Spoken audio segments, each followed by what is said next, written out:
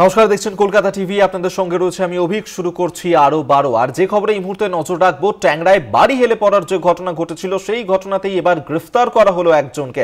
আপনারা জানেন যে গতকালই বাঘাযতীনে বাড়ি হেলে পড়ার ঘটনায় একজনকে গ্রেফতার করা হয়েছিল। এবার ট্যাংরায় বাড়ি হেলে পড়ার ঘটনাতে গ্রেফতার করা হলো একজনকে। গ্রেফতার করা হয়েছে প্রমোটার রজত লিকে।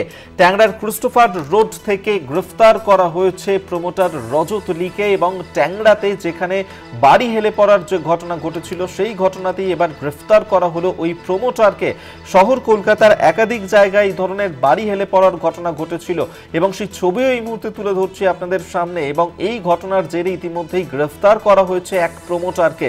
ট্যাংরাতে বাড়ি হেলে পড়ার ঘটনায় গ্রেফতার এক প্রমোটার। ট্যাংরার ক্রিস্টোফার রোড থেকে গ্রেফতার করা হয়েছে ওই অভিযুক্ত প্রমোটারকে। আপনাদেরকে জানিয়ে রাখবো, যেখানে বাঘাযতীনে যে বাড়ি হেলে পড়ার ঘটনা ঘটেছিল সেই ঘটনায় গতকালই একজনকে গ্রেফতার করা হয়েছিল। এবার ট্যাংরাতে বাড়ি হেলে পড়ার ঘটনায় আরও একজনকে গ্রেফতার করা হলো। ক্রিস্টোফার রোড থেকে অভিযুক্ত প্রমোটার রজত লিকে গ্রেফতার।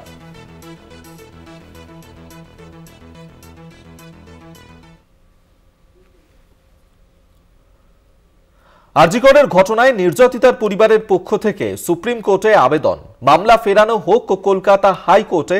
ফের সিবিআইকে তদন্তের নির্দেশ দেওয়ার আবেদন। দ্রুত শুনানির আবেদন জানিয়ে সুপ্রিম কোর্টের দৃষ্টি আকর্ষণের প্রস্তুতি নির্যাতিতার পরিবারের আইনজীবী।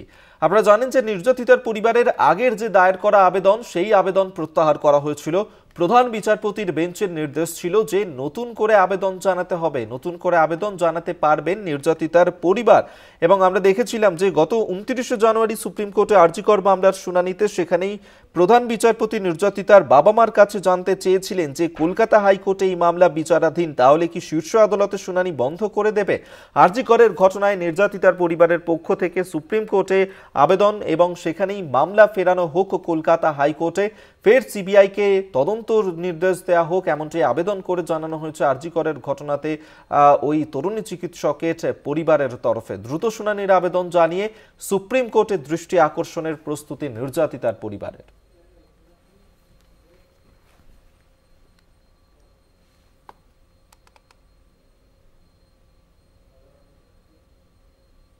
গাড়ি রাখা নিয়ে গন্ডগোলের জের, আর সেই ঘটনাতেই একজন ব্যক্তিকে ছুরির আঘাত। দমদম রোডের একটি আবাসনে সেখানে এই ঘটনা ঘটেছে, যেখানে গাড়ি রাখাকে কেন্দ্র করে এই ধরনের ঘটনা ঘটল। সেই সিসিটিভি ফুটেজও এই মুহূর্তে তুলে ধরছে আপনাদের সামনে। দেখতে পাচ্ছেন যেখানে গাড়ি রাখা নিয়ে গন্ডগোলের সূত্রপাত হয়েছিল আর তারপরেই এক ব্যক্তিকে ছুরির আঘাত করা হয়। দমদম রোডে এই ঘটনা ঘটেছে। সিসিটিভি ফুটেজ তুলে ধরছে আপনাদের সামনে। বহিরাগত ব্যক্তি গাড়ি রাখার প্রতিবাদ করাতেই তাকে ছুরির আঘাত করা হয়।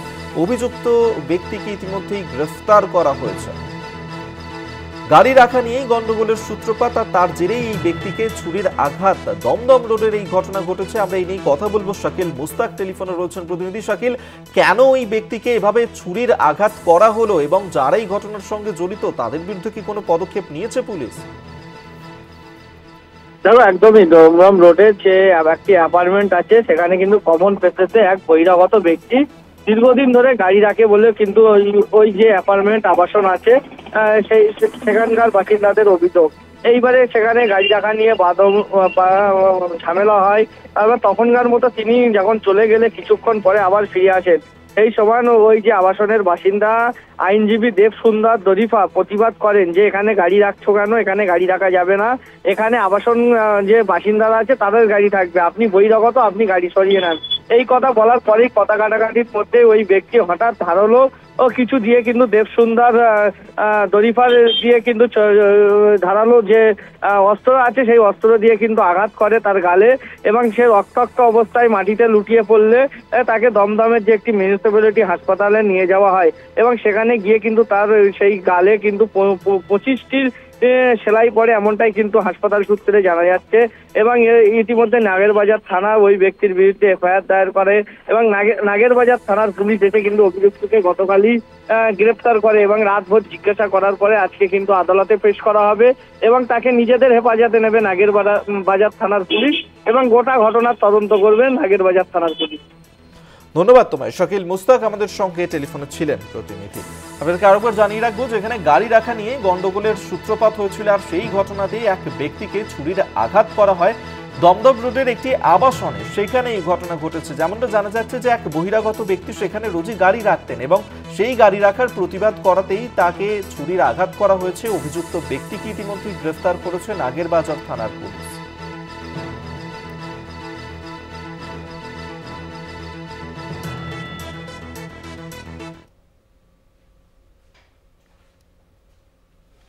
উনিশ বছরের যুবককে অপহরণের ঘটনা, আর অপহরণ করার মাত্র 2 ঘন্টার মধ্যেই উদ্ধার করা সম্ভব হয়েছে 19 বছরের যুবককে। প্রগতি ময়দান থানা এলাকা থেকে অপহরণ করা হয়েছিল এই 19 বছরের যুবককে, আর ইতিমধ্যেই গ্রেফতার করা হয়েছে ঘটনায় 7 জনকে।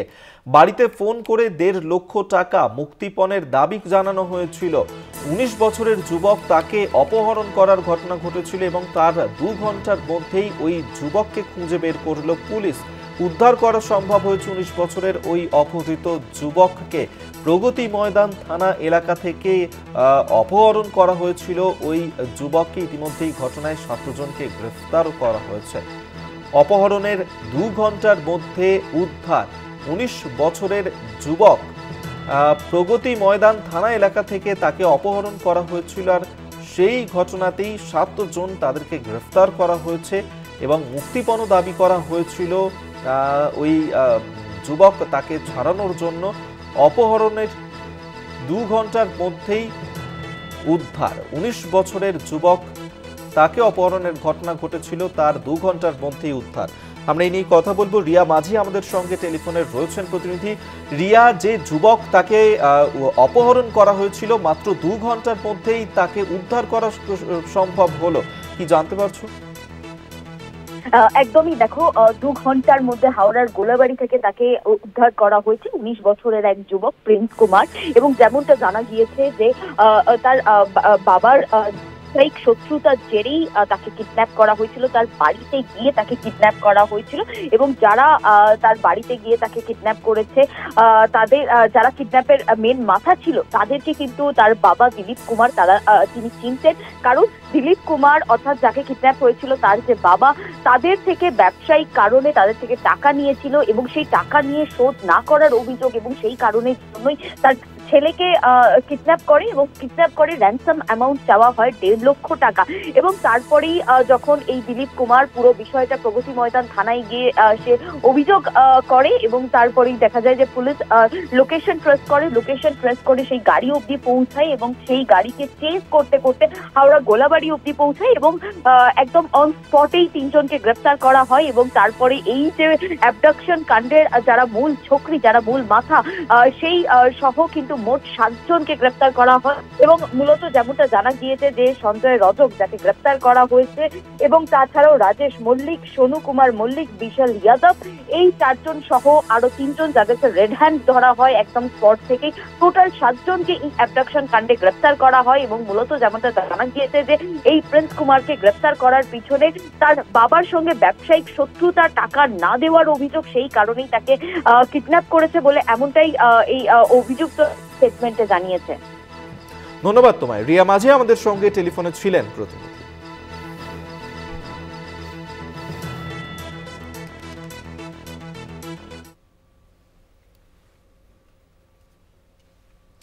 মহেশতলায় নাবালিকা ছাত্রীকে ধর্ষণের অভিযুক্তের বাড়ি ভাঙচুর করে উত্তেজিত জনতা।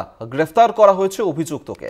29 নম্বর ওয়ার্ডের মোল্লাপাড়ার ঘটনা। মহেশতলাতে সেখানেই এক নাবালিকা ছাত্রী, তাকে ধর্ষণ করার অভিযোগ উঠেছে এবং সেই ঘটনাতেই অভিযুক্তের বাড়িতে ভাঙচুর চালানো হয়। ভাঙচুর চালায় উত্তেজিত জনতা। এই ঘটনা ঘটেছে মোল্লাপাড়ার 29 নম্বর ওয়ার্ডে, সেখানেই ঘটনা ঘটেছে এবং অভিযুক্তের বাড়িতে ভাঙচুর চালানো হয়।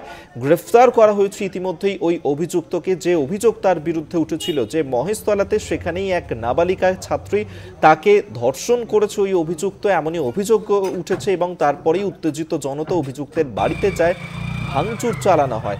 শুভ্রজিৎ চক্রবর্তী আমাদের সঙ্গে টেলিফোনে রয়েছেন প্রতিনিধি, এই নিয়ে আরো কথা বলবো। শুভ্রজিৎ, কি অভিযোগ রয়েছে অভিযুক্তের বিরুদ্ধে, কি ঘটনা ঘটেছে সেখানে? দেখো, তোমায় জানিয়ে রাখবো, মহেশতলার এই ঘটনা এবং যেটা অভিযোগ সামনে আসছে, নির্যাতিতার পরিবার তারা যেটা অভিযোগ করছেন যে তার নাবালিকা মেয়েকে কিন্তু এই যে ধর্ষণের অভিযোগ তারা করছেন তার মাস্তুতো এক দাদার বিরুদ্ধেই, এবং মেয়েটি যখন তার পরিবারের লোকজনকে গোটা ঘটনা জানায় গত রবিবার পরিবারের লোকজন জানতে পারে এবং তারপরে তারা প্রতিবেশীদের জানায়, এবং প্রতিবেশীরা জানতে পারার পরেই কিন্তু উত্তেজিত জনতা তারা অভিযুক্তের বাড়িতে কথা বলতে গেলে অভিযুক্তদের বাড়ির লোকজন যারা ছিলেন তাদের সাথে বচসা হয় উত্তেজিত জনতার প্রতিবেশীদের, এবং তারপরেই কিন্তু প্রতিবেশীরা তার অভিযুক্তের বাড়ি ভাঙচুর করে। খবর পেয়ে ঘটনাস্থলে পৌঁছায় মহেশতলা থানার পুলিশ, এবং পুলিশ পরিস্থিতি নিয়ন্ত্রণ আনে। পাশাপাশি অভিযুক্ত পালিয়ে যাওয়ার কারণে অভিযুক্তের বাবাকে কিন্তু আটক করে নিয়ে যায় মহেশতলা থানার পুলিশ, এবং যেটা পুলিশ সূত্র মারফত খবর পাওয়া যাচ্ছে আজই কিন্তু অভিযুক্তকে গ্রেপ্তার করেছে মহেশতলা থানার পুলিশ, এবং অভিযুক্তকে আজ আলিপুর আদালতে পেশ করা হবে। এবং যেটা সামনে আসছে যে মাস্তুতো দাদার বিরুদ্ধেই কিন্তু মূলত এই যে ধর্ষণের ঘটনা, নাবালিকাকে ধর্ষণের ঘটনা, সেই ঘটনার অভিযোগ নির্যাতিতারা পরিবার করছেন, এবং পরিবার সহ স্থানীয়দের যেটা দাবি, কঠোর থেকে কঠোরতম শাস্তির দাবি তারা করছেন। বেশ, ধন্যবাদ তোমায় শুভ্রজিৎ চক্রবর্তী, আমাদের সঙ্গে টেলিফোনে ছিলেন প্রতিনিধি।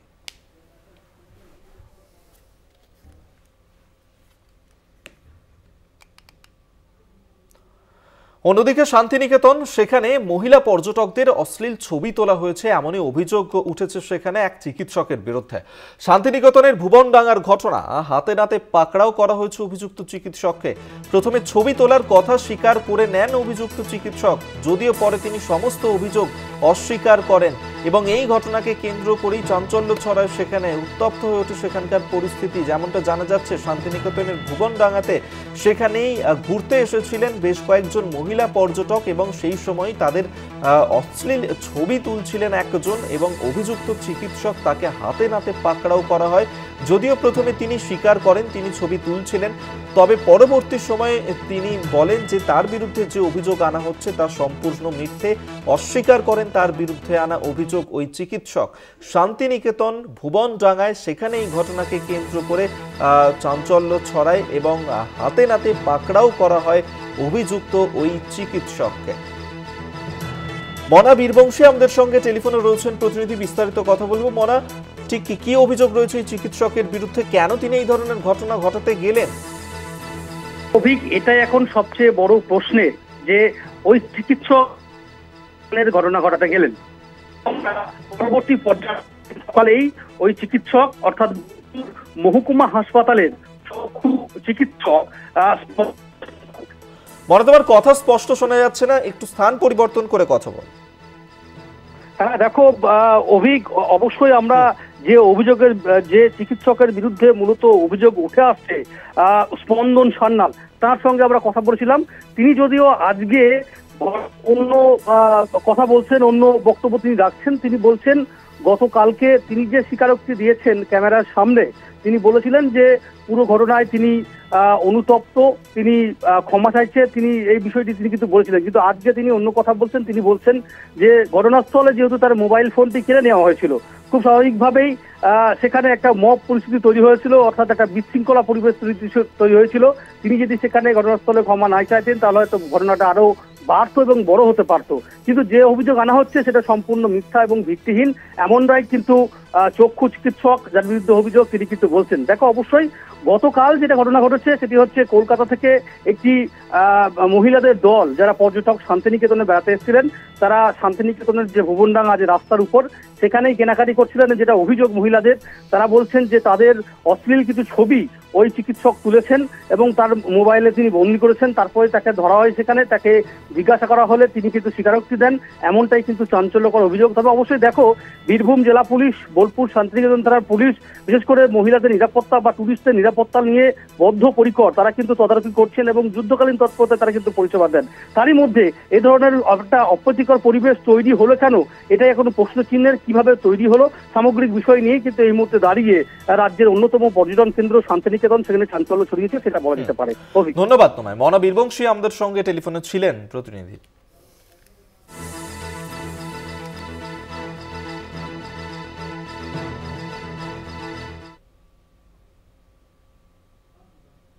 আর এরপর যে খবর দেব, লোকালয়ে তাণ্ডব চালাচ্ছে হনুমান।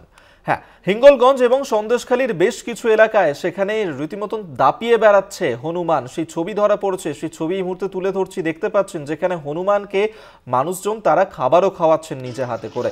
যদিও আতঙ্কিত রয়েছেন এলাকার বেশ কিছু মানুষজন, তারা যেমনটা বলছেন যে সবজি থেকে কুল, কলা এসবের ক্ষতি করছে হনুমান। হিঙ্গলগঞ্জের বনভূমির কর্মাধ্যক্ষ সুরজিৎ বর্মন তিনি জানিয়েছেন জঙ্গলে খাদ্যের অভাব, তাই লোকালয়ে চলে আসছে ওই হনুমানগুলি। সেই ছবি এই মুহূর্তে দেখাচ্ছি যেখানে হিঙ্গলগঞ্জ এবং সন্দেশখালীর বেশ কিছু এলাকা জুড়ে এভাবেই দাপিয়ে বেড়াচ্ছে হনুমান। কিছু মানুষ তাদেরকে নিজে হাতে খাবার খাওয়াচ্ছেন, যদিও বেশিরভাগ মানুষ ওই অঞ্চলে তারা আতঙ্কিত রয়েছেন, কারণ প্রত্যেক দিনই এভাবে হনুমানের দাপট বেড়েই চলেছে সেখানে। যদিও যেমনটা বলা হচ্ছে যে যেহেতু বনে সেখানে খাদ্যের অভাব পড়ছে, যার কারণে তারা লোকালয়ে চলে আসছে।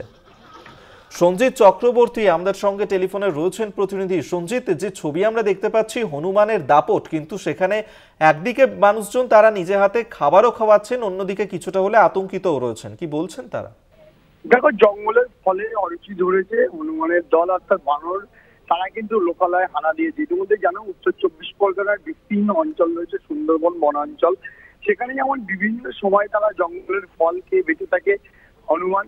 এবার সেই ক্ষেত্রে কিন্তু তারা দেখায় যে এবার লোকালয়ে তারা হানা দিয়েছে। একদিকে গ্রাম তারা তছনছ করছে, অন্যদিকে যে কোনো সময় কারোর বাড়িতে ঢুকে যাচ্ছে, বাচ্চা দেখলে ঘরে ঢুকে যাচ্ছে, এবং খাওয়া যেখানে রান্নাঘরে রীতিমতো তাণ্ডব চালাচ্ছে এই হনুমানের দল।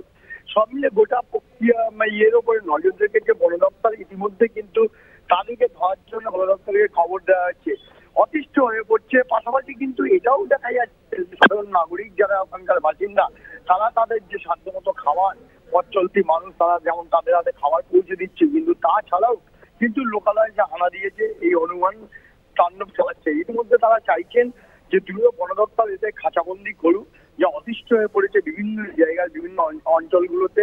এই একেবারে যেমন দিনের বেলায় হানা দিচ্ছে, অন্য সময় বাচ্চাদের দেখলে তেড়ে যাচ্ছে।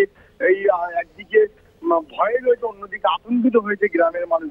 ছোট ছোট বাচ্চারা তারা ঘর থেকে বেরোতে চাইছে না, তারা রীতিমতো তারা শঙ্কিত হয়ে পড়ছে। ইতিমধ্যে পুরো ঘটনাটাকে বন দপ্তরকে জানানো হয়েছে, বন দপ্তর পুরো বিষয়টা দেখছে, এই হনুমানকে তারা খাঁচাবন্দি করার চেষ্টা করছে। অভিক, ধন্যবাদ সঞ্জিত তোমায়। সঞ্জিত চক্রবর্তী আমাদের সঙ্গে টেলিফোনে ছিলেন প্রতিনিধি।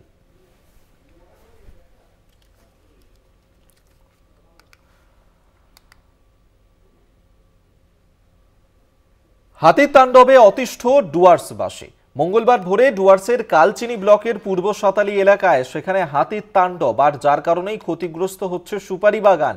বিকল্প আয়ের পথ বেছে নিতে সুপারি চাষ করছিলেন সেখানকার মানুষজন, কিন্তু তাতেও তারা স্বস্তি পাচ্ছেন না, কারণ যেভাবে হাতির দল ঢুকে পড়ছে লোকালয়ে এবং সুপারি বাগানে সেখানে যেভাবে দাপিয়ে বেড়াচ্ছে হাতির দল, যার কারণে সুপারি বাগান ক্ষতি হচ্ছে, মাথায় হাত পড়ছে কৃষকদের। ডুয়ার্সবাসী তারা হাতির তাণ্ডবে যথারীতি অতিষ্ঠ হয়ে উঠেছেন। হাতির তাণ্ডবে অতিষ্ঠ ডুয়ার্সবাসী। মঙ্গলবার ভোরেই ডুয়ার্সের কালচিনি ব্লকে সেখানে এভাবে সুপারি বাগানে তাণ্ডব চালায় হাতির দল। সৌম্যদীপ সেন আমাদের সঙ্গে টেলিফোনে রয়েছেন প্রতিনিধি। সৌম্যদীপ, বন দপ্তরের তরফ থেকে কি কোনো ব্যবস্থা নেওয়া হচ্ছে হাতির দলকে জঙ্গলে ফেরানোর জন্য?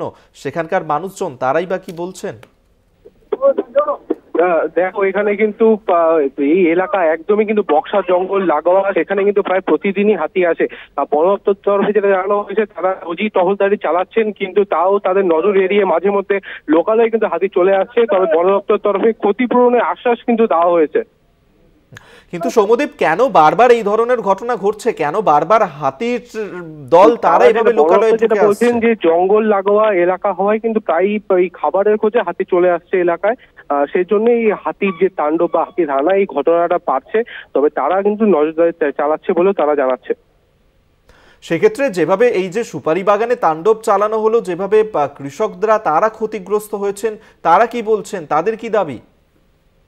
তারা যেটা বলছেন, তারা কিন্তু প্রথমে ধানের মতো অন্যান্য ফসল চাষ করতেন, কিন্তু সেটা কিন্তু হাতির হানায় তারা আর ঘরে তুলতে পারতেন না। ফলে বিকল্প চাষ হিসেবে সুপারি চাষটাকে বেছে নিয়েছিলেন। তারা ভেবেছিলেন যে সুপারি চাষ করলে এই হাতির হানার থেকে অনেকটা রক্ষা পেতে পারেন তারা। তবে কিন্তু এখন সেই হাতির খাবারের তালিকায় সেই সুপারি গাছ সেটা চলে এসেছে। সুপারি গাছের পাতাও কিন্তু হাতি খাচ্ছে, ফলে এই সুপারি বাগানও হাতির হাত থেকে নিস্তার পাচ্ছে না এবং প্রায় ক্ষতিগ্রস্ত হচ্ছে। ধন্যবাদ তোমায়। সৌম্যদীপ সেন আমাদের সঙ্গে টেলিফোনে ছিলেন প্রতিনিধি।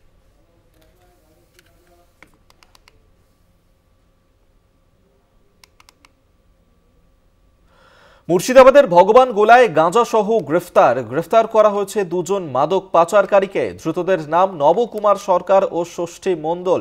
তাদের কাছ থেকে বিপুল পরিমাণ গাঁজা উদ্ধার করা হয়েছে মুর্শিদাবাদের ভগবান গোলায়।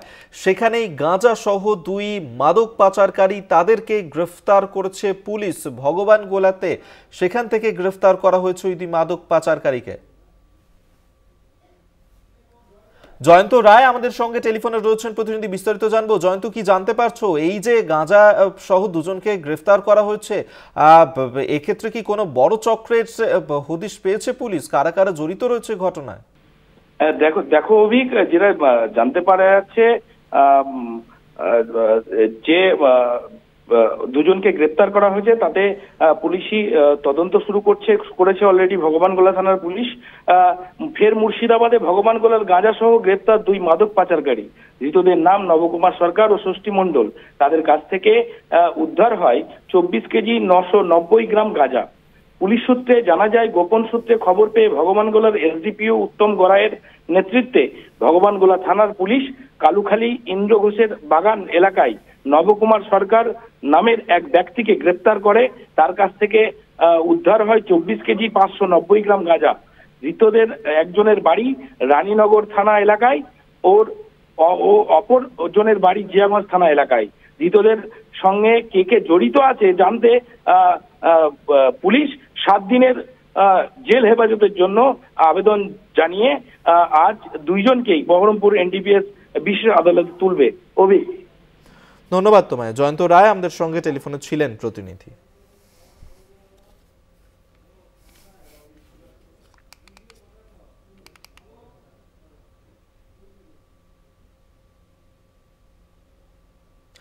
দামোদর নদে পলি পড়ছে, যার কারণে সংকটে পড়তে হচ্ছে বর্ধমানের বংপুরের কৃষকদেরকে। প্রায় 200 জন কৃষক, তারা এই মুহূর্তে মাথায় হাত পড়েছে তাদের। মানা এলাকার প্রায় 320 বিঘে চাষের জমি রয়েছে। আমরা এই নিয়েই কথা বলবো। আমজাদ আলী আমাদের সঙ্গে টেলিফোনে রয়েছেন প্রতিনিধি। আমজাদ, যেভাবে বিঘের পর বিঘে চাষের জমিতে সমস্যায় পড়তে হচ্ছে কৃষকদের, কি দাবি তুলছেন তারা, কি বলছেন? একেবারে অভিক, তোমায় জানিয়ে রাখি যে পূর্ব বর্ধমান জেলায় আমরা সবচেয়ে বেশি জানি যে ধান উৎপন্ন সবচেয়ে এগিয়ে থাকে, কিন্তু তার পাশাপাশি যে আলু এবং অন্যান্য সবজিগুলো রয়েছে সেগুলো কিন্তু চাষ হয় পূর্ব বর্ধমান জেলার। এবং পূর্ব বর্ধমান জেলায় যে চরমানা রয়েছে বংপুরের, কার্যত আমরা দেখতে পাচ্ছি যে 1 বছর ধরে তারা কোনো রকম ভাবে জল পাচ্ছে না। এই জল না পাওয়াতে কিন্তু সংকটে পড়েছে চাষিরা। সার্বিকভাবে যে 320 বিঘে জমি, সেই জমি কিন্তু আজকে সংকটের মধ্যে পড়েছে এবং মাথায় হাত পড়েছে চাষিদের। আমরা যেটা জানতে পারছি যে মুখ্যমন্ত্রী 2014 সালে একটা সেচ দপ্তর করেছিলেন এবং সেচ দপ্তর থেকে তারা চিঠি করেছিলেন যে কোনো রকম ভাবে সেখানে জল সরবরাহ করা যায় সেরকম একটা পাম্প বসানোর জন্য। সেই পাম্প কিন্তু বসানো হয়েছে, কিন্তু নদীর জল শুকিয়ে যাওয়ার জন্য নদী থেকে কোনো রকম ভাবে জল পাচ্ছে না এবং সেই জল সরবরাহ করতে পারছে না। সেই সংকটে কিন্তু আজকে চাষিরা যেভাবে মাথায় হাত দিয়ে বসেছেন, আগামী দিনে তারা কি করবেন কিছু বুঝে উঠতে পারছেন না। এবং আগামী মার্চ মাসের মধ্যে আলু এবং সবজিগুলো সব উঠবে, সেই ক্ষেত্রে কিন্তু তাদের মাথায় একটা হাত পড়েছে। কারণ হচ্ছে যে তারা ধার দেনা করেছে, তারা কিন্তু প্রান্তিক চাষি, ক্ষুদ্র চাষি, তারা যে কি করবে এবং সংসার কিভাবে চালাবে সেইভাবে চিন্তিত। তারা চাইছেন যে ইরিগেশন ডিপার্টমেন্ট যাতে কোনো রকম ভাবে সেচ খাল যেটা রয়েছে সেই সেচ খালটা যদি কেটে দেওয়া হয়, তাতে করে জল ওখানে পরিমাণে আসবে এবং সেই জল সরবরাহ করতে পারবে জমিতে। তবে এই মুহূর্তে তারা খুব সংকটে পড়েছে। এখন দেখার যে রাজ্য সরকার এবং পূর্ব বর্ধমান জেলা প্রশাসনকে চিঠি করেছেন, তারা কোনো এখনো উত্তর দেয়নি। তবে কি শুরু হবে সেই দিকে তাকিয়ে কিন্তু চাষিরা। অভিক, ধন্যবাদ আমজাদ তোমায়। আমজাদ আলী শেখ আমাদের সঙ্গে টেলিফোনে ছিলেন প্রতিনিধি।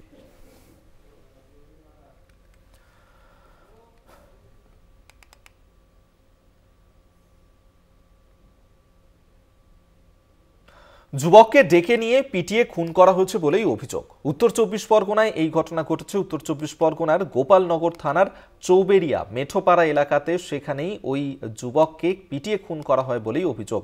সোমবার সন্ধ্যেবেলায় এই ঘটনাটি ঘটে। দোষীদেরকে গ্রেফতার করতে হবে সেই দাবি জানিয়েই অবরোধ করেন স্থানীয় মানুষজন। তারা বিক্ষোভ দেখান। প্রসেনজিৎ সরকার সহ দুজনকে আটক করেছে গোপালনগর থানার পুলিশ। যে অভিযোগ উঠছে যে পুরনো বিবাদের জেরেই আমির হোসেনকে ডেকে নিয়ে গিয়ে খুন করা হয়েছে। অবিলম্বে যারা দোষী এই ঘটনায় তাদের বিরুদ্ধে কড়া পদক্ষেপ নিতে হবে সেই দাবি জানিয়ে বিক্ষোভ দেখায় স্থানীয় মানুষজন। দেবাশিস মণ্ডল আমাদের সঙ্গে টেলিফোনে রয়েছেন প্রতিনিধি। দেবাশিস, যেভাবে ওই যুবককে পিটিয়ে খুন করা হয়েছে, বিক্ষোভ দেখাচ্ছেন স্থানীয় মানুষজনরা, কি বলছেন তারা?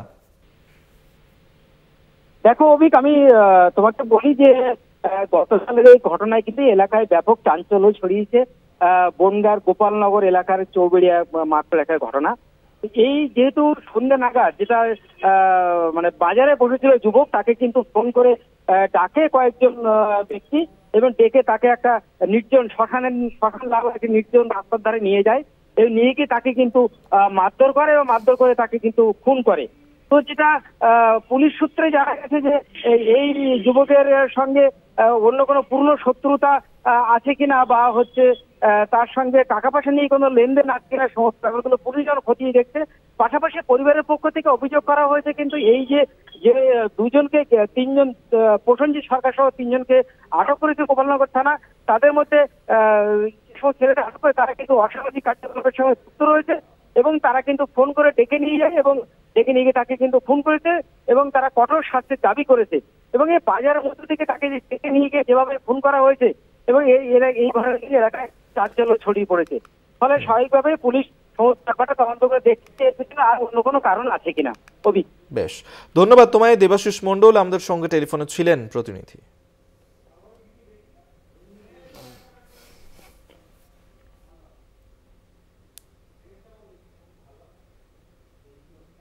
এখন সময় একটা ছোট্ট বিরতির পর ফিরছি, সঙ্গে থাকুন। ট্যাংরায় বাড়ি হেলে পড়ার ঘটনা, আর সেই ঘটনাতেই গ্রেফতার করা হলো এবার একজনকে। যেমনটা জানা যাচ্ছে, গ্রেফতার করা হয়েছে অভিযুক্ত প্রমোটার রজত লিকে। ট্যাংরার ক্রিস্টোফার রোড থেকে তাকে গ্রেফতার করা হয়েছে। শহর কলকাতার একাধিক জায়গাতেই এইভাবে একের পর এক বাড়ি হেলে পড়ার ঘটনা জানিয়ে ইতিমধ্যেই পদক্ষেপ নিতে শুরু করেছে পুলিশ প্রশাসন। আর এই ঘটনাতে এবার একজনকে গ্রেফতার করলো পুলিশ। ট্যাংরায় বাড়ি হেলে পড়ার ঘটনা ঘটেছিল এবং সেই ছবি এই মুহূর্তে তুলে ধরছে আপনাদের, যেখানে ট্যাংরাতে বাড়ি হেলে পড়ার যে ঘটনা, সেই ঘটনায় এবার অভিযুক্ত প্রমোটার রজত লি, তাকে গ্রেফতার করা হয়েছে। ক্রিস্টোফার রোড থেকে গ্রেফতার করা হয়েছে প্রমোটার রজত লিকে। শুধুমাত্র ট্যাংরা নয়, আরো একাধিক জায়গা, বাগুইয়াটি থেকে শুরু করে বাঘাযতীন, বিভিন্ন জায়গাতে, হাওড়াতে, সেখানে যেভাবে একের পর এক বাড়ি হেলে পড়ার ঘটনা ঘটেছিল এবং ট্যাংরাতে বাড়ি হেলে পড়ার ঘটনাতে এবার গ্রেফতার করা হয়েছে একজনকে। অভিযুক্ত প্রমোটার রজত লি, ক্রিস্টোফার রোড থেকে তাকে গ্রেফতার করল পুলিশ।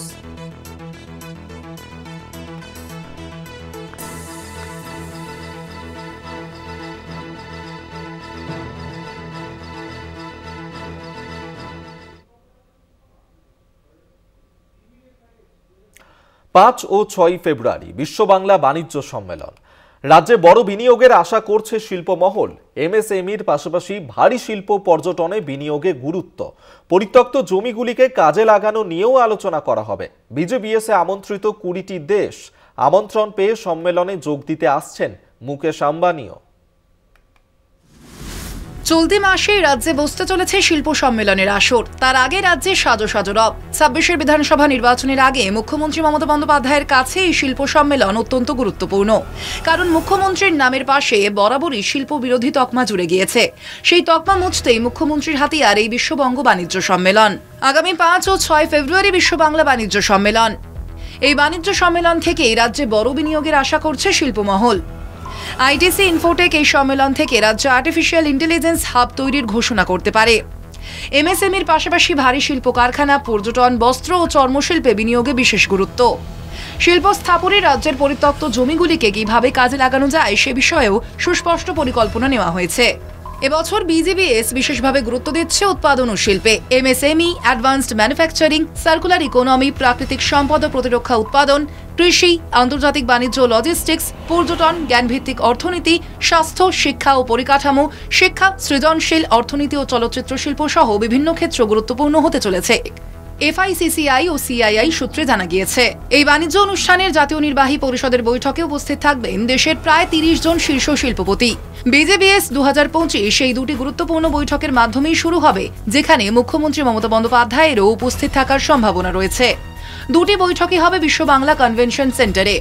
বাণিজ্য সম্মেলনে যোগ দিতে পারেন ঝাড়খণ্ডের মুখ্যমন্ত্রী হেমন্ত সোরেন।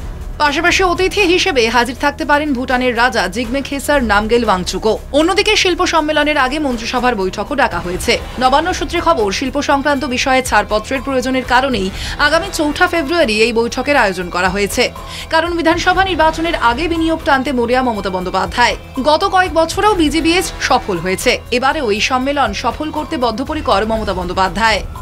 সত্যসুন্দর ভট্টাচার্যের রিপোর্ট, কলকাতা টিভি।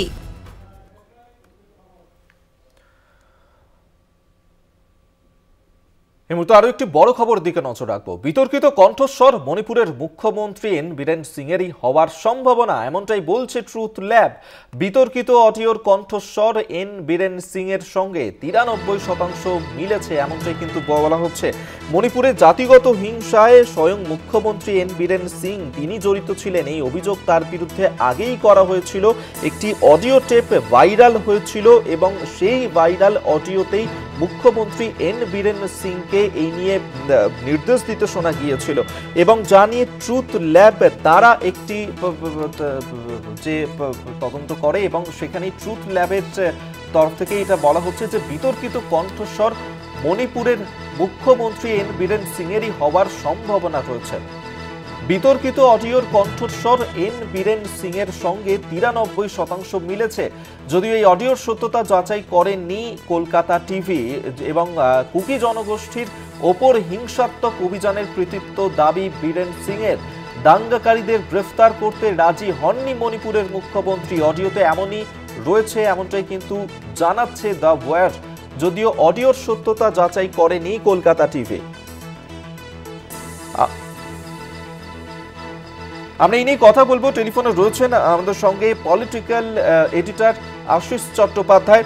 আশিস দা, আমরা কিছুদিন আগেই দেখছিলাম যে এই মণিপুরে যে জাতিগত হিংসার ঘটনা, তাতে মদত রয়েছে এন বীরেন সিং এর, সেই অভিযোগ উঠেছিল একটি অডিও টিপকে ঘিরে। সত্যিই কি সেই অডিও যার গলা শোনা যাচ্ছে তা কি এন বীরেন সিং এর, কি এখনো পর্যন্ত জানা যাচ্ছে? দেখো, মস্ত বড় খবর বলা যেতে পারে।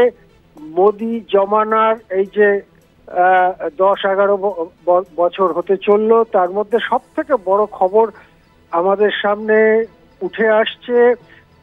পর্দা দিয়ে চাপা দেওয়া হয়েছিল, পর্দা ফুঁড়ে সেই খবর সামনে আসছে। কেননা ট্রুথ ল্যাব তাদের কাছে পরীক্ষা করতে পাঠানো হয়েছিল যে বিতর্কিত কণ্ঠস্বর মণিপুরের মুখ্যমন্ত্রী এন বীরেন সিংহেরই কিনা।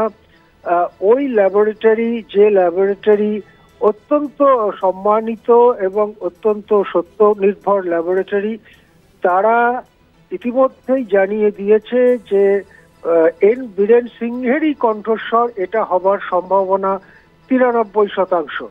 93% এই কথাগুলো বৈজ্ঞানিকভাবে বলা হয়, কিন্তু সাধারণভাবে ধরে নেওয়া যেতে পারে যে এটা প্রমাণ হলো যে বিতর্কিত কণ্ঠস্বর এন বীরেন সিংহেরই। এখন ওই বিতর্কিত কণ্ঠস্বরে কি কথা এন বীরেন সিং বলেছিলেন, ওই কথাগুলোর থেকে এটা স্পষ্ট হয় যে কুকি জনজাতির ওপরে যে ভয়ঙ্কর হিংসাত্মক অভিযান চালানো হয়েছে, যেটা মেইতেই জনজাতির গোষ্ঠীর লোকেরা চালিয়েছেন বলে এতদিন মনে করা হচ্ছিল, এখন দেখা যাচ্ছে যে সেই হিংসাত্মক অভিযান চালানোর মূল মস্তিষ্ক ছিলেন এই মুখ্যমন্ত্রী এন বীরেন সিংহই। যদি ওই অডিও টেপের বক্তব্য সত্যি হয়, তাহলে এন বীরেন সিংহই কুকি জনজাতিকে ধ্বংস করে দেওয়া বা তাদেরকে দূরে সরিয়ে দেওয়ার জন্য ওই হিংসাত্মক অভিযানের পরিকল্পনা করেছিলেন, এমনটাই দাবি করছে দি ওয়ার। এখন কুকি জনজাতির ওপরে এই ধরনের অভিযান চালানোর কারণ কি? এন বীরেন সিংহ কয়েকটি কারণের কথা ওই বিতর্কিত অডিও টেপে উল্লেখ করেছেন। তার মধ্যে একটি হচ্ছে এসটি বা আদিবাসী সম্প্রদায়ের মানুষ হিসেবে কুকিরা আদিবাসীদের জন্য সংরক্ষিত সমস্ত আইএস আইপিএস দের যে জায়গাগুলো সেগুলো দখল করে নিচ্ছে।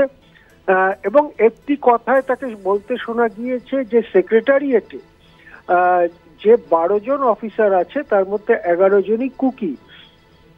অর্থাৎ এন বীরেন সিংহ এটা বলতে চাইছেন যে কুকিরা সমস্ত বড় বড় পদ, অফিসারদের পদ দখল করে নিচ্ছে। অপর আদিবাসী গোষ্ঠী যারা ওখানে থাকেন তারা হচ্ছে নাগারা এ বিষয়ে অতটা উৎসাহী নয়, তারা বরং স্বাধীন হবার জন্য তাদের একটা গোষ্ঠী বা একটা সংগঠন চেষ্টা করে যাচ্ছে, তারা এত আইএস আইপিএস হবার জন্য উৎসাহী নয়। সুতরাং আইএস আইপিএস দের সব পদগুলো কুকিরা দখল করে নিচ্ছে। বীরেন সিংহ আরো ওই অডিও টেপে অভিযোগ করেছেন যে এই কুকিরা ক্রমাগত মেইতেই এলাকার মধ্যে এগিয়ে আসছে এবং তাদের গ্রাম স্থাপন করছে। এই গ্রামগুলোকে কুকিদের ভাষায় ভেং বলা হয়, এই ধরনের গ্রাম স্থাপন করছে। এইসব কারণে কুকিদের ওপরে যে হিংসাত্মক অভিযান, সেই অভিযান চালানোর ব্যাপারে এন বীরেন সিং যদি শুরু নাও করে থাকেন তার সম্পূর্ণ মদত আছে, এমনই অডিও টেপগুলোতে স্পষ্ট হয়েছে। অডিও টেপে এই প্রসঙ্গ রয়েছে যে মর্টারে যে ধরনের বোমা ব্যবহার করা হয় সেই ধরনের বোমা কুকি গ্রামের ওপরে ফেলেছেন এন বীরেন সিংহের অনুগত পুলিশ বাহিনী। এই মর্টারের যে বোমা ব্যবহার হয়, মর্টার এক ধরনের বড় বন্দুকের মতো জিনিস যাতে গুলির বদলে বড় গোলা বা বোমার আকারের গোলা গিয়ে পড়ে এবং সেই গোলা মাটি ছোঁয়া মাত্র বা কোনো জিনিসের টাচ করা মাত্র বিরাট বিস্ফোরণ হয়, আগুন জ্বলে যায় এবং বিস্ফোরণে তার কাছাকাছি সমস্ত জিনিস ধ্বংস হয়ে যায়। অমিত শাহ তাকে নাকি জিজ্ঞাসা করেছিলেন যে তুমি কি বোমা মারছো, তুমি বোমা মারা বন্ধ করো। এন বীরেন সিংহ এই কথার পরেও কোনো পাত্তা দেননি। দেশের স্বরাষ্ট্রমন্ত্রী অমিত সিংহ বারণ করার পরেও মর্টারে বোমা ফেলেছেন কুকিদের গ্রামের ওপরে, এইরকম কথা এই অডিও টেপে বেরিয়ে আসছে। গুরুতর প্রশ্ন বেরিয়ে আসছে যখন দেখা যাচ্ছে যে মণিপুরের পুলিশের থেকে বিপুল পরিমাণ অস্ত্রশস্ত্র ছিনতাই করে নিয়ে যায় মেইতেইদের হিংস্র বাহিনী। কুকিদের ওপরে অত্যাচার চালাবার জন্যই ওই সমস্ত অস্ত্রশস্ত্র ছিনতাই হয়। কেন্দ্রীয় সরকার এবং অমিত শাহ যখন নির্দেশ দেন যে এই ছিনতাইকারীদের গ্রেপ্তার করতে হবে, তাকে অগ্রাহ্য করেন এবং শেষ পর্যন্ত অমিত শাহ যখন কাকুতি মিনতি করে বলেন যে তুমি আমাদের সম্মানের কথাও ভাবো, ওখানে এনআইএ এর লোকজন আছে, তুমি ওদেরকে গ্রেপ্তার করতে দিচ্ছ না কেন, তখন প্রতীকীভাবে দুজনকে মাত্র গ্রেপ্তার করতে দিয়েছেন এন বীরেন সিংহ। অর্থাৎ এই কথাটার গুরুত্ব খুবই বেশি, কেননা একটা রাজ্যের সরকারকে বরখাস্ত করতে গেলে যে প্রধান কারণ এখন লাগে, আগে অনেক কিছুই ছিল, এখন যে প্রধান কারণ লাগে তা হচ্ছে ওই রাজ্যে বা রাজ্যের কোনো কোনো এলাকায় ভারতের সাংবিধানিক যে অথরিটি, সাংবিধানিক যে ক্ষমতা, সাংবিধানিক যে অধিকার, সেটা ভেঙে পড়েছে। কেন্দ্রীয় স্বরাষ্ট্র মন্ত্রকের নির্দেশ সত্ত্বেও, স্বরাষ্ট্রমন্ত্রীর নিজের নির্দেশ সত্ত্বেও এনআইএ কে, ন্যাশনাল ইনভেস্টিগেটিং এজেন্সিকে কাজ করতে না দেওয়া, এইরকমই একটি ঘটনা যাতে বলা যেতে পারে যে ভারতের সংবিধান ওখানে ভেঙে পড়েছে। এতৎ সত্ত্বেও, বারবার দাবি ওঠা সত্ত্বেও বীরেন সিংহকে মুখ্যমন্ত্রী পদ থেকে সরায়নি কেন্দ্র, বরং পার্লামেন্টে কেন্দ্রের পক্ষ থেকে দাবি করা হয়েছে বারবার যে এন বীরেন সিংহ কেন্দ্রের সঙ্গে সহযোগিতা করছেন। আরো একটি বিরাট বড় ঘটনা যেটা সামনে আসছে, আমরা কিছুদিন আগের কথা আমরা দেখে শিউরে উঠেছিলাম যে দুজন কুকি নারীকে সম্পূর্ণ নগ্ন অবস্থায় রাস্তা দিয়ে হাঁটিয়ে নিয়ে যাওয়া হচ্ছে, তার পেছনে একদল উন্মত্ত মানুষ তারা তাণ্ডব করতে করতে যাচ্ছে এবং প্রাণ ভয়ে সেই দুজন একেবারে নগ্ন দুজন নারী তারা জোরে জোরে হেঁটে যাচ্ছে রাস্তা দিয়ে। এই ভিডিও আমাদের সামনে এসেছিল এবং ভিডিওটি এতই মারাত্মক ছিল যে সারা বিশ্বের সামনে ভারতের মাথা নত হয়ে গিয়েছিল এবং বিরাট নীরবতা ভেঙে প্রধানমন্ত্রী মোদীকেও দুটি লাইনে দুঃখ প্রকাশ করে এই ধরনের ঘটনাকে নিন্দা করতে হয়েছিল। এখন এই অডিও টেপ যদি সত্যি হয় তাহলে সেখানে বীরেন সিংহ দাবি করছেন আমাদের লজ্জার কি আছে। আরে এটা বলো না যে ওই দুটো মেয়েকে রেপ করে খুন করে দেওয়া হয়নি, তাদেরকে বাঁচিয়েছে মেইতেইয়ের ছেলেরা, সেই কথাটা বলো। অর্থাৎ মেয়েরা যে দাবি করেছে যে তাদের রেপ করবার পরে, ধর্ষণ করবার পরে নগ্ন করে হাঁটিয়ে নিয়ে যাওয়া হয়েছে সারা দুনিয়াকে দেখাবার জন্য, সেই কথাটা তো স্বীকার করলেনই না, বরং বললেন যে তাদেরকে বাঁচিয়েছে মেইতেই সম্প্রদায়ের লোকেরা, তাদের নগ্ন অবস্থা থেকে পরে জামা কাপড় পরিয়ে তাদের বাড়িতে তাদের জায়গায় ফেরত পাঠাবার ব্যাপারে মেইতেইয়ের লোকেরাই নাকি সাহায্য করেছে। অর্থাৎ যে ব্যাপারে প্রধানমন্ত্রী পর্যন্ত লজ্জা এবং দুঃখ প্রকাশ করতে বাধ্য হয়েছিলেন সেই ব্যাপারটাকে উড়িয়েই দিলেন বীরেন সিং।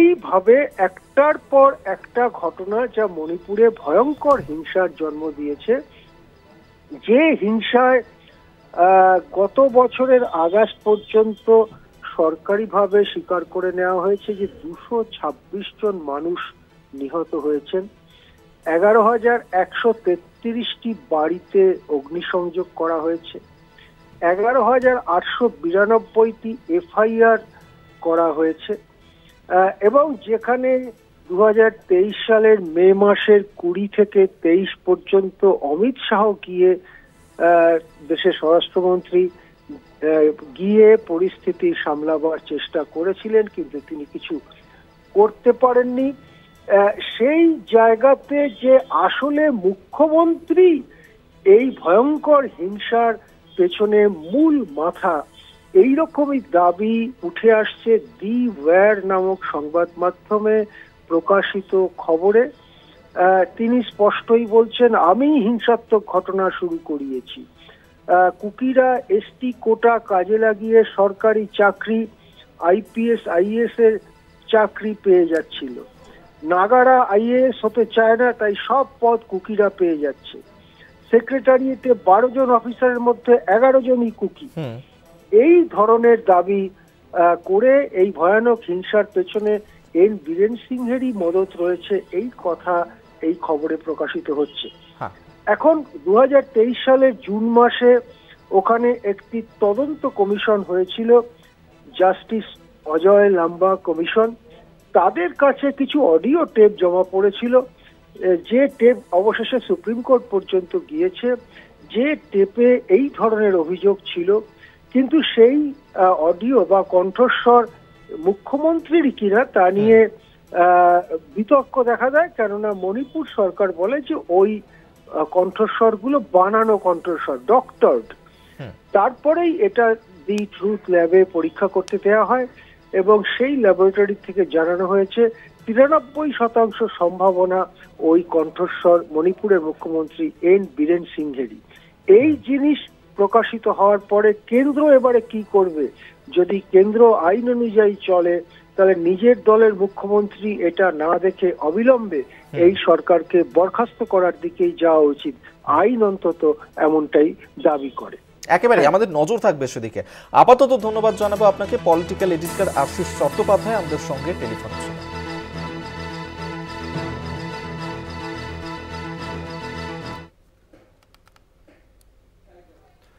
নজর রাখবো অন্য খবরের দিকেও। আদিবাসী বৃদ্ধাকে ধর্ষণ করে খুনের ঘটনায় গ্রেফতার করা হয়েছে একজনকে। গোসাবার পাঠানখালীতে সেখানেই ঘটনা ঘটেছে, যেখানে আদিবাসী বৃদ্ধা তাকে ধর্ষণ করে খুন করা হয়েছে এমনই অভিযোগ উঠেছে। রাজু দাস আমাদের সঙ্গে টেলিফোনে রয়েছেন প্রতিনিধি। রাজু, কি জানা যাচ্ছে, কি ঘটনা ঘটেছে? দেখো, পরিবার আদিবাসী বৃদ্ধার যে তার পরিবার কিন্তু জানিয়েছেন যে স্থানীয় এক যুবক এবং সে কিন্তু ওই আদিবাসী বৃদ্ধার ছেলে এবং আদিবাসী বৃদ্ধার সঙ্গে একসঙ্গে মদ্যপান করছিল এবং তারপরে ছেলে সে কিন্তু শারীরিক অসুস্থতার কারণে সে পাশের ঘরে গিয়ে শুয়ে পড়ে। তারপরেই কিন্তু দীর্ঘক্ষণ সে ওই বাড়িতে থাকে এবং তারপরে তার বৌমা এসে যখন তাকে চলে যেতে বলে সে কিন্তু যেতে চায় না। তারপরেই কিন্তু সে স্থানীয় লোকদেরকে খবর দিতে যায়। ততক্ষণে কিন্তু ওই ভদ্রমহিলা বাড়ি ফিরে যখন আসেন তখন দেখছেন যে ওই যুবক পালিয়ে যাচ্ছেন। তখনই কিন্তু তিনি বাড়িতে গিয়ে দেখছেন যে বিবস্ত্র অবস্থায় ওই আদিবাসী বৃদ্ধা কিন্তু পড়ে রয়েছেন এবং তার দেহে কিন্তু ক্ষতচিহ্ন রয়েছে বেশ কিছু। তারপরেই তড়িঘড়ি কিন্তু স্থানীয় লোকরা ওই অভিযুক্তকে ধরে ফেলে এবং সেখানেই কিন্তু গণপ্রহার দিতে শুরু করে এবং খবর দেওয়া হয় গোসাবা থানার পুলিশকে এবং গোসাবা থানার পুলিশ তড়িঘড়ি সেই ব্যক্তিকে এসে তার গোসাবা থানায় নিয়ে যায় এবং আজ সকালে তাকে গ্রেপ্তার দেখানো হয়। এবং এই ঘটনায় পরিবার অভিযোগ করছে ওই মহিলাকে ধর্ষণ করে খুন করা হয়েছে। সেই অভিযোগেই কিন্তু আজকে তাকে আলিপুর কোর্টে তোলা হবে এবং এই ঘটনার পর থেকেই এলাকায় কিন্তু একটি শোকের ছায়া নেমে আসে এবং এই অভিযুক্ত ওর বাড়িতে চড়াও হয় ওই স্থানীয় মানুষজন এবং এই ঘটনার পর থেকে এলাকায় থমথমে পরিবেশের সৃষ্টি হয়েছে। ধন্যবাদ তোমায়। রাজু দাস আমাদের সঙ্গে টেলিফোনে ছিলেন প্রতিনিধি।